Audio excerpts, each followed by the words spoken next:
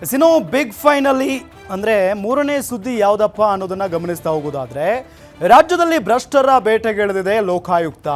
ಅಧಿಕಾರಿಗಳ ಬಳಿಕ ಸಚಿವರ ಆಪ್ತರಿಗೂ ಕೂಡ ಬಿಗ್ ಶಾಕ್ ಕೊಟ್ಟಿರೋದು.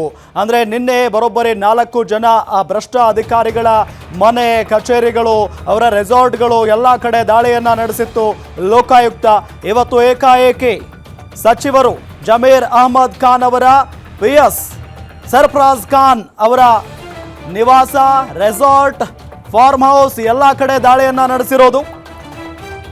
ಸಚಿವ ಜಮೀರ್ ಅಹಮದ್ ಆಪ್ತ ಸಹಾಯಕನಿಗೆ ನಿಜಕ್ಕೂ ಕೂಡ ಬಿಗ್ ಶಾಕ್ ಆಗಿದೆ. ಜಮೀರ್ PS ಮನೆ ಮೇಲೆ ಲೋಕಾಯುಕ್ತ ಬಿಗ್ ರೇಡ್ ನಡೆಸಿರೋದು ಇವತ್ತು. ಜಮೀರ್ PS ಸರ್ದಾರ್ ಸರ್ಫರಾಜ್ ಖಾನ್ ಮನೆ ಮೇಲೆ ದಾಳಿಯಾಗಿರೋದು. ಬೆಂಗಳೂರಿನ ಹಲಸೂರು ಮನೆ ಸೇರಿದಂತೆ ಬರೋಬ್ಬರಿ 10 ಕಡೆ ದಾಳಿಯನ್ನ ಮಾಡಿದ್ದಾರೆ ಲೋಕಾಯುಕ್ತ ಪೊಲೀಸರು. ಅದು ಕೂಡ ಏಕಕಾಲಕ್ಕೆ. ಸರ್ಫರಾಜ್ ಅರಮನೆಯನ್ನ ನೋಡಿ ಲೋಕ ಅಧಿಕಾರಿಗಳೇ ಶಾಕ್ ಆಗಿಬಿಟ್ಟಿದ್ದಾರೆ.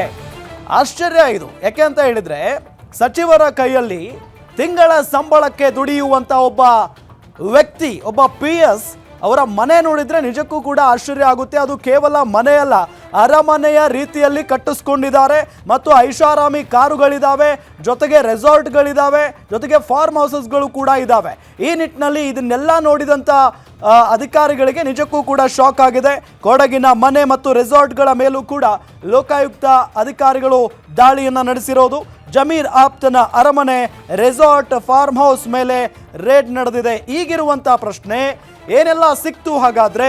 ಅಕ್ರಮ ಆಸ್ತಿ ಸಂಪಾದನೆ ಆರೋಪ ಇವರ ಮೇಲಿದೆ. ಅಕ್ರಮ ಆಸ್ತಿ ವಿಚಾರಕ್ಕೆ ಸಂಬಂಧಪಟ್ಟಂತೆ ಏಕಕಾಲಕ್ಕೆ ಇವರಿಗೆ ಸಂಬಂಧಪಟ್ಟಂತ 10 ಕಡೆ ದಾಳಿಯನ್ನ ನಡೆಸಿರೋದು. ಈಗ ಇರುವಂತ ಪ್ರಶ್ನೆ, ಏನೆಲ್ಲ ಸಿಕ್ತು ಹಾಗಾದ್ರೆ? ಎಷ್ಟು ಅಮೌಂಟ್ ಸಿಕ್ಕಿದೆ ಇವರಿಗೆ ಸಂಬಂಧಪಟ್ಟಂತ, ಎಷ್ಟು ಗೋಲ್ಡ್ ಸಿಕ್ಕಿದೆ ಅನ್ನೋದೇ ಈಗಿರುವಂತ ಒಂದು ಪ್ರಶ್ನೆ.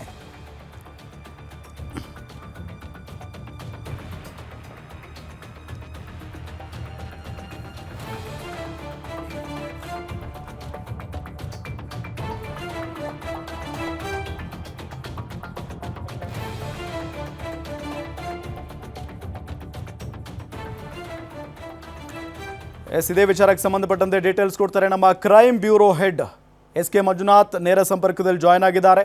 ಮಂಜುನಾಥ್, ಇವತ್ತು ಬೆಳಗ್ಗೆಯಿಂದಲೂ ಕೂಡ ನಿರಂತರವಾಗಿ ಪರಿಶೀಲನೆ ನಡೀತಾನೆ ಇದೆ. ಏನೆಲ್ಲ ಸಿಕ್ತು ಸರ್ಫರಾಜ್ ಖಾನ್ ಅವರ ಮನೆ ಮತ್ತು ಅವರಿಗೆ ಸಂಬಂಧಪಟ್ಟಂಥ ಜಾಗಗಳಲ್ಲಿ? ರಾಮ್, ಏನು ಅಕ್ರಮ ಆಸ್ತಿ ಗಳಿಕೆ ಆರೋಪದ ಮೇಲೆ ಜಮೀರ್ ಖಾನ್ ಅವರ ಮೇಲೆ ಒಂದು ದೂರು ದಾಖಲಾಗಿತ್ತು. ಅದಕ್ಕೆ ಸಂಬಂಧಪಟ್ಟಂತೆ ಲೋಕಾಯುಕ್ತ ಪೊಲೀಸ್ ವಿಂಗ್ ಸಾಕಷ್ಟು ಮಾಹಿತಿಗಳನ್ನು ಕಲೆ ಹಾಕಿ ಇವತ್ತು ಬೆಳ್ಳಂಬೆಳಗ್ಗೆ ಏಕಕಾಲಕ್ಕೆ ಜಮೀರ್ ಅಹಮದ್ ಜೊತೆಗೆ ಅವರ ಆಪ್ತ ಕಾರ್ಯದರ್ಶಿಯಾದಂಥ ಸರ್ದಾರ್ ಸರ್ಫರಾಜ್ ಖಾನ್ ಅವರ ಒಂದು ನಿವಾಸ, ಕಚೇರಿ, ಜೊತೆಗೆ ಅವರ ಫಾರ್ಮ್ ಹೌಸ್ಗಳ ಮೇಲೆ ದಾಳಿಯನ್ನು ಮಾಡಿರ್ತಕ್ಕಂಥದ್ದು. ಅಲ್ಲಿ ಸಿಕ್ಕಂಥ ಕೆಲವೊಂದು ಸಂಶಯಾಸ್ಪದ, ಅಂದರೆ ಪೊಲೀಸರಿಗೆ ಬೇಕಾಗಿರ್ತಕ್ಕಂಥ ಕೆಲವೊಂದು ದಾಖಲೆಗಳೇನು ಪತ್ತೆ ಆಯಿತು. ಅವರ ವಿಳಾಸದಲ್ಲಿರ್ಬೋದು, ಜೊತೆಗೆ ಅವರ ಕಚೇರಿಯಲ್ಲಿ ಮತ್ತು ಕೊಡಗುನಲ್ಲಿರ್ತಕ್ಕಂಥ ಅವರ ಫಾರ್ಮ್ ಹೌಸ್ ಏನಿದೆ ಅಲ್ಲಿ ಎಲ್ಲವೂ ಸಹ ಶೋಧವನ್ನು ನಡೆಸಿದ್ದಾರೆ. ಅಲ್ಲಿ ಸಿಕ್ಕಿರ್ತಕ್ಕಂಥ ಕೆಲವೊಂದು ಕಡತಗಳನ್ನು ವಶಕ್ಕೆ ಸಹ ತೆಗೆದುಕೊಂಡಿದ್ದಾರೆ. ಇನ್ನುಳಿದಂತೆ ಕೆಲವೊಂದು ಪ್ರಶ್ನಾವಳಿಗಳನ್ನು ಆ ವಿಚಾರಣಾ ಸಂದರ್ಭದಲ್ಲಿ ಕೇಳಿರ್ತಕ್ಕಂಥದ್ದು. ಅವರ ಹೆಸರಿನಲ್ಲಿ ಸಿಕ್ಕಿರ್ತಕ್ಕಂಥ ಕೆಲವೊಂದು 20 ಎಕರೆ ಜಮೀನಿಗೆ ಸಂಬಂಧಪಟ್ಟಂತೆ ಪ್ರಶ್ನಾವಳಿಯನ್ನು ಕೇಳಿದ್ದಾರೆ. ಅದಕ್ಕೆ ಸಂಬಂಧಪಟ್ಟಂತೆ ಅಲ್ಲಿ ಆ ಒಂದು ಜಮೀನನ್ನು ಖರೀದಿ ಮಾಡೋದಕ್ಕೆ ಹಣದ ಮೂಲ ಎಲ್ಲಿಂದ ಇನ್ವೆಸ್ಟ್ಮೆಂಟ್ ಮಾಡಿದ್ದಾರೆ ಅನ್ನೋದ್ರ ಬಗ್ಗೆ ಮಾಹಿತಿಯನ್ನು, ಪ್ರಶ್ನೆಯನ್ನು ಸಹ ಸರ್ಫರಾಜ್ ಖಾನ್ ಅವರನ್ನು ಕೇಳಿರ್ತಕ್ಕಂಥದ್ದು. ಜೊತೆಗೆ ಯಾವ ಯಾವ ಕಡತಗಳಲ್ಲಿ ಒಂದು ಮಾಹಿತಿ, ಅಂದರೆ ಇವರನ್ನು ಪ್ರಶ್ನೆ ಮಾಡಬಹುದು ಅಂತಕ್ಕಂಥದ್ದು ಅನುಮಾನ ಬಂತು. ಅದನ್ನ ಪ್ರಶ್ನಾವಳಿಯನ್ನು ಲೋಕಾಯುಕ್ತ ಅಧಿಕಾರಿಗಳು ಸಿದ್ಧಪಡಿಸಿಕೊಂಡು ಸರ್ಫರಾಜ್ ಖಾನು ಜೊತೆಗೆ ಅವರ ಮನೆಯಲ್ಲಿದ್ದಂಥ ಇತರೆ ಸಿಬ್ಬಂದಿಗಳನ್ನು ಸಹ ವಿಚಾರಣೆ ಒಳಪಡಿಸಿರ್ತಕ್ಕಂಥದ್ದು. ಈಗ ಏನು ಬೆಳಗ್ಗೆ 6 ಗಂಟೆಯಿಂದ ಆರಂಭವಾದಂಥ ಒಂದು ಲೋಕಾಯುಕ್ತ ಅಧಿಕಾರಿಗಳ ಶೋಧ ಕಾರ್ಯಾಚರಣೆ ಮಧ್ಯಾಹ್ನ ಊಟದ ಸಮಯದಲ್ಲಿ ಮಾತ್ರ ಸ್ವಲ್ಪ ವಿರಾಮವನ್ನು ಕೊಡಲಾಗಿತ್ತು. ಉಳಿದಂತೆ ಮನೆಯಲ್ಲಿರ್ತಕ್ಕಂಥ ಪ್ರತಿಯೊಂದು ವಸ್ತುಗಳು, ಅಂದರೆ ಐಷಾರಾಮಿ ವಸ್ತುಗಳಿರ್ಬೋದು, ಜೊತೆಗೆ ವಾಹನಗಳಿರ್ಬೋದು, ಇವೆಲ್ಲವನ್ನ ಮೌಲ್ಯಮಾಪನವನ್ನು ಮಾಡಿದ್ದಾರೆ.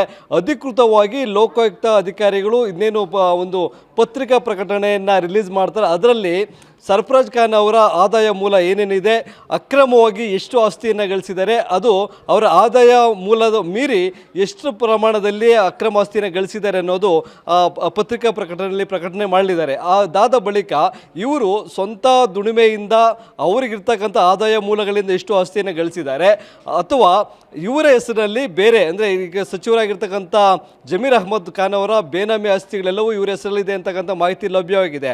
ಹಾಗಾಗಿ ಜಮೀರ್ ಜಮೀರ್ ಅಹ್ಮದ್ ಖಾನ್ ಅವರು ಇವರ ಹೆಸರಿನಲ್ಲಿ ಎಷ್ಟು ಆಸ್ತಿಯನ್ನು ಮಾಡಿದ್ದಾರೆ ಅನ್ನೋದು, ಅದಕ್ಕೆ ಪೂರಕವಾದಂಥ ದಾಖಲೆಗಳು ಎಷ್ಟು ಸಿಕ್ಕಿದೆ ಅನ್ನೋದು ಇನ್ನೇನು ಕೆಲವೇ ಗಂಟೆಗಳಲ್ಲಿ ಹೊರಬೀಳಲಿದೆ. Ram. Okay, thank you Manjunath ತಮ್ಮೆಲ್ಲ ಮಾಹಿತಿಗಾಗಿ.